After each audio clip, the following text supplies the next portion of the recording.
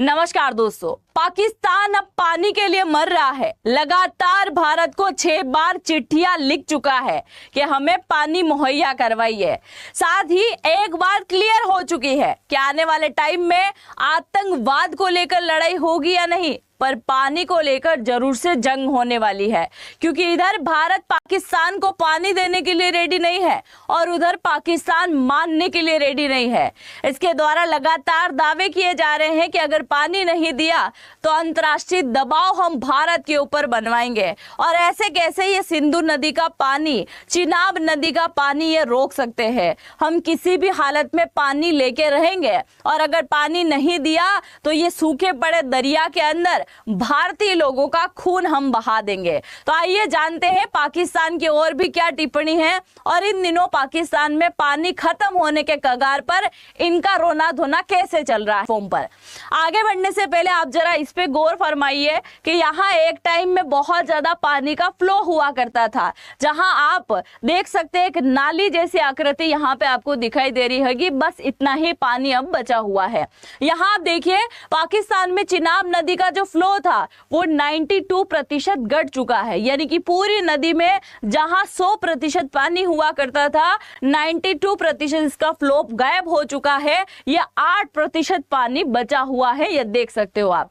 इसके साथ ही पाकिस्तान के अंदर 2 बड़े डैम मौजूद है। पहला है तारबेला और दूसरा है मंगला बांध। एक ऐसे बांध है ये जो विश्व के 7वें बड़े बांध में से एक अपनी जगह रखते हैं, जहां इनके पानी का स्तर लगातार डेड लाइन से भी नीचे दिखाई दे रहा है। वहीं आगे आप देखिए, अभी जो खरीफ की फसलें बहुत अच्छे से होती है, क्योंकि पाकिस्तान की ज्यादातर जीडीपी अगर किसी के ऊपर डिपेंड है तो वो कृषि व्यवस्था के ऊपर है। यानी पूरे पाकिस्तान के अंदर 80% लोग खेती पर डिपेंड है। वहीं आप देखिए कि खरीफ की फसलों की हम बात करें तो इनके जीडीपी के अंदर इनका 23% योगदान है। उनमें से कपास की फसल जो है लगभग 30%, वहीं हम बात करें मक्का की तो ये 15% और गेहूं की बात करें तो ये 9% अपना योगदान देती है। और इस बार खरीफ की फसलें पूरी तरीके से बर्बाद हो चुकी है। आगे बढ़ने से पहले जरा इस डेटा पर नजर आप डालिए। यहाँ आप देखिए अभी तक पाकिस्तान को 2200 अरब रुपये का नुकसान हो चुका है। आप सभी जानते हैं अगर पानी नहीं होगा तो भूखमरी बढ़ेगी, खेती नहीं कर सकते, बिजली उत्पादन नहीं कर सकते, हर प्रकार की जो है दुविधा इनके ऊपर टूटने वाली है। 2200 अरब का तो पहले ही नुकसान हो चुका है और पाकिस्तान पहले से ही कर्जे के अंदर डूबा हुआ है। कभी IMF से कर्जा ले रहा है, कभी वर्ल्ड बैंक से कर्जा ले रहा है, कभी इधर खाड़ी प्रदेशों से ले रहा है, कभी गल्फ कंट्री, हर एक से कर्जा लेने पर लगा हुआ है पाकिस्तान। और यहाँ अब इसकी उम्मीद जरा देखो, 2200 अरब का पहले नुकसान हो गया और आने वाले दिसंबर तक का अनुमान लगाया जा रहा है कि 4500 अरब रुपए तक इसका नुकसान हो सकता है। वहीं अगर हम बात करें तो कृषि जीडीपी मैंने आपको बताया था 23.15% जो है इसकी जीडीपी केवल कृषि के ऊपर डिपेंड करती है। अब इतनी स्थिति के चलते पाकिस्तान के अंदर जो किसान मौजूद हैं वो बहुत ज्यादा परेशान है और किसानों के लिए उनकी दुनिया ही उनकी खेती और उनका पानी होता है। जब पानी नहीं मिल रहा है तो किसान के संगठनों में बहुत ज्यादा गुस्सा है और ये आने वाले टाइम में इस्लामाबाद के अंदर एक बहुत बड़ी रैली निकालने वाले हैं। एक बहुत बड़ा संघर्ष इनका अलग से जारी है। इसी वजह से पाकिस्तान की सरकार के ऊपर दबाव डल रहा है। मतलब आप मान सकते हैं कि कुछ ही दिनों के अंदर पाकिस्तान के अंदर गृह युद्ध की स्थिति बन सकती है, क्योंकि किसान लोग बहुत परेशान हैं और जीडीपी ज्यादातर किसान के ऊपर डिपेंड है। तो आप समझ सकते हैं पाकिस्तान के अंदर कितने किसान मौजूद होंगे। आगे बढ़ते हैं, दुनिया के 7वें सबसे बड़े बांध का जल स्तर आधा रह गया है। यह लगातार डाउन होते जा रहा है। जिस बांध का नाम मैं आपको ऑलरेडी बता चुकी हूँ, यह मंगला डैम है। और तारबेला की बात करें तो 7 लाख एकड़ फुट यानी कि कुल क्षमता 116 लाख एकड़ फुट पानी बचा हुआ है। यहाँ पे लगभग पानी खत्म होने की कगार पर है। यहाँ पे आप देखिए ग्रीन पाकिस्तान प्रोजेक्ट सरकारी षड्यंत्र। यहाँ एक बहुत ही हंसी वाली बात मैं आपको बताने वाली हूँ। पाकिस्तान को क्या कहते हैं? नहरों का देश कहते हैं। नहरें हैं कितनी इसके पास में? पहली बात तो अब मुझे जरा ये बताइए, नहरों का देश है और ये बोल रहा है कि हम दक्षिणी इलाके में पानी पहुंचाएंगे। अरे पहले पूर्व पश्चिम उत्तर में तो पहुंचा दो, फिर दक्षिणी इलाके में पानी पहुंचाने की बात करना।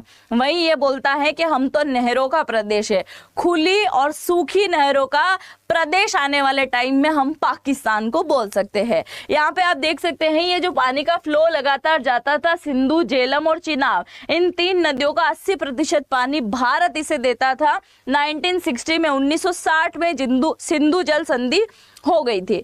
1960 में सिंधु जल संधि हुई और उसके बाद लगातार जो है कई बार युद्ध भी हुए भारत पाकिस्तान के, फिर भी इस पानी को नहीं रोका, पर अब पानी बुरी तरीके से रोक दिया गया है। यहाँ पे देखिए पाकिस्तान ने चिट्ठी लिखकर पानी की गुहार करी है। माए बाप पानी देने की कोशिश करो, क्योंकि हम 6 बार तो तुम लोगों को बोल चुके हैं और अगर पानी नहीं दिया तो आगे तुम्हारी स्थिति खराब होगी। मतलब देखो जरा, धमकी दे भी कौन रहा है जिसकी स्थिति पहले से ही खराब है। वो बोल रहा है कि हम भारत की स्थिति खराब कर देंगे। आगे देखिए इसने किस किस को चिट्ठी लिखी है, तो इसने रक्षा मंत्रालय को भी चिट्ठी लिखी और इसने विदेश मंत्रालय को तक भी चिट्ठी लिख दी है। अगर पानी का सबसे ज्यादा किल्लत किसी एरिया में हो रही है तो वो पंजाब में और सिंध प्रदेश के अंदर, इन दोनों के अंदर सबसे ज्यादा जो है पानी की किल्लत हो रही है। पूरे पाकिस्तान के अंदर 4 प्रांत मौजूद है, बलूचिस्तान है, एक हो गया पंजाब, एक है सिंध और इधर है वो खैबर पख्तूनवा वाला इलाका। उनमें से 2 जगह सबसे ज्यादा पानी के लिए लोग जूझ रहे हैं। हम सिंध को तो पानी दे सकते हैं, पर शर्त यह है कि सिंध को पाकिस्तान से अलग होना पड़ेगा। जरूर से पानी मुहैया कराएगा भारत। फिर देखो आने वाले एक टाइम में पाकिस्तान को कुछ इस प्रकार से पानी मिला करता था और आज ऐसी सूखी सूखी सी नदियां पाकिस्तान को दिखाई दे रही होगी। एक तरफ देखो पानी का ऐसा स्तर हुआ करता था और भेजो आतंकवादी, फिर देखो तुम भारत की शक्ति। और अब यहाँ पे देख सकते हो पानी नहीं बचा है। आगे बढ़ने से पहले अगर आपने मुझे इंस्टाग्राम और फेसबुक पे फॉलो करने का मन हो तो अंजलि वॉइस के नाम से आपको मिल जाएगा, जरूर से फॉलो कर लीजिएगा। आगे देखिए, अगर पानी की कमी लगातार होती रही तो आने वाले टाइम में पाकिस्तान को किन किन चीज़ों का सामना करना पड़ेगा, इसके बारे में जरा नज़र आप यहाँ पे डाल लीजिए।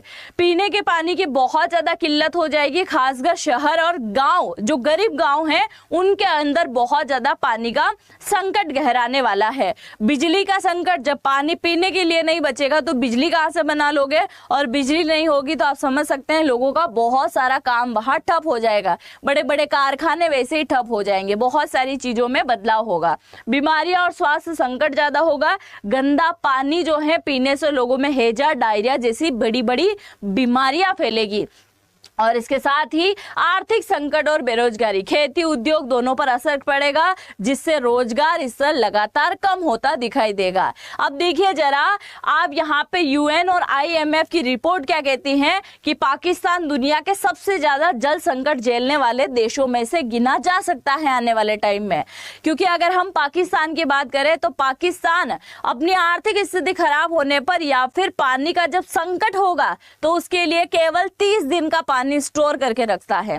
वहीं अगर हम भारत की बात करें तो भारत 220 दिन का पानी स्टोर करके रखता है। और अगर पूरे वर्ल्ड में सबसे ज्यादा कोई पानी का स्टोर करके रखता है तो वो है मिस्र। लगातार 700 दिनों तक पानी की किल्लत भी होगी फिर भी उसका काम चल जाएगा, यानी 700 दिनों का पानी एकत्रित करके रखता है मिस्र।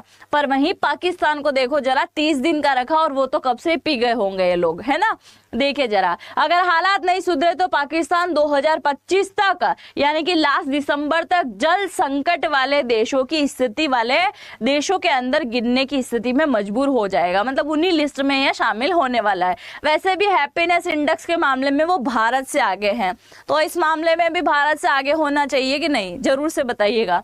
आगे देखिए, पानी की कमी से पाकिस्तान में और क्या हो रहा है। कृषि संकट लगातार हो रहा है, सिंचाई बिल्कुल ठप हो चुकी है, चावल चावल, गेहूं, गन्ना और कपास जैसी फसलें सूख रही हैं, खाद्यान्न नहीं हो रहा है, भूखमरी लगातार बढ़ते जा रही है, बिजली तक बनाना मुश्किल है और इसका नतीजा यह है कि घंटों तक पाकिस्तान में अभी बिजली नहीं मिल रही है और गांव में जो टैंकर माफिया हैं वो बड़े हावी हो रहे हैं।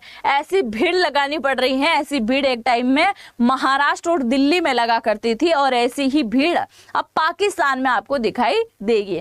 उसके साथ ही जलवायु परिवर्तन की वजह से ग्लेशियर जो है बड़ा तेजी से पिघल रहे हैं, मानसून परिवर्तन हो रहा है जिसका असर भी पाकिस्तान में दिखाई दे रहा है, जिसके चलते कभी कभी बाढ़ यहाँ पे आ जाती है और कभी एकदम से सूखा यहाँ पे पड़ जाता है। ऐसी स्थिति इसकी बनी हुई है। पाकिस्तान की अर्थव्यवस्था पहले से ही कर्जों में डूबी हुई है, महंगाई लगातार बढ़ती जा रही है। एक वीडियो में मैंने बताया भी था कि पाकिस्तान में दूध की थैली लेने जाओ तो वो 150 से 200 रुपए की मिलेगी। बिजली अगर चलाओगे, बिजली है फिर भी चला नहीं पा रहे हैं लोग, क्योंकि बिजली का यूनिट, एक यूनिट ही 50 से 80 रुपए का है। पेट्रोल डीजल के भाव तो आप भूल ही जाओ। खाने के अनाज की अगर बात करें तो अभी पीओके का वीडियो मैंने बनाया था, उसमें मैंने बताया था कि अगर 1 किलो अनाज चाहिए, गेहूं अगर चाहिए तो 280 रुपए किलो आपको लेना पड़ेगा। आप समझ सकते हैं कि 10 किलो का क्या ही रेट होने वाला है। मतलब ऐसी स्थिति पाकिस्तान में बनी हुई है। आगे आप बताइए, क्या पाकिस्तान को पानी देना चाहिए? क्या भारत को थोड़ा सा रहम दिखाना चाहिए? और अगर रहम दिखाए तो भारत की बात पर खरा उतरो, लिख के दे दो कि हम एक भी आतंकवादी भारत के अंदर नहीं भेजेंगे, तो शायद भारत यहाँ कुछ ना कुछ एक्शन ले ले। पर पाकिस्तान झुकने के लिए रेडी नहीं है। पाकिस्तान सबके सामने आके माफी मांग ले कि गलती हो गई है और हम जो है आतंकवादियों को एक को भी नहीं भेजेंगे, तो शायद भारत कुछ सोच भी ले। आगे अगर आप सच्चे भारतीय हैं, कुछ सोचते हैं, तो जरूर से कमेंट सेक्शन में लिखे जाइएगा कि पाकिस्तान को क्या इसी प्रकार का सबक सिखाना चाहिए, या पाकिस्तान सरकार और आतंकवादियों की गलती की वजह से पूरी पाकिस्तान की जो जनता है, खासकर कृषि वर्ग, वो परेशान हो रहा है, क्या उसके लिए सोचना चाहिए? आप जो भी सोचते हो पाकिस्तान, भारत और भारत सरकार को लेकर, जरूर से कमेंट सेक्शन में लिखिएगा। हम मिलते हैं नेक्स्ट वीडियो में, तब तक के लिए जय हिंद, जय भारत।